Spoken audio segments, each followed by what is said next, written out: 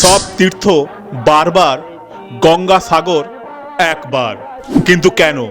শুধু একটা ডুব আর দর্শন কি বদলে দিতে পারে জীবন? আসল সত্যিটা কি?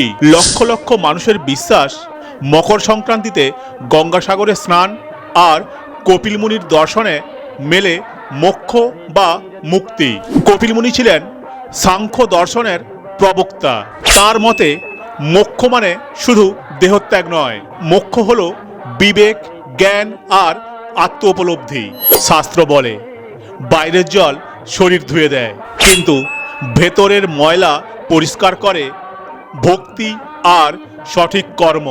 বিশ্বাস যেখানে পাহাড় সমান, সেখানেই সত্যের প্রকাশ ঘটে। আপনার কাছে মোক্ষ কি? শুধু একটা প্রথা, নাকি নিজের ভেতরে ডুব দেওয়া?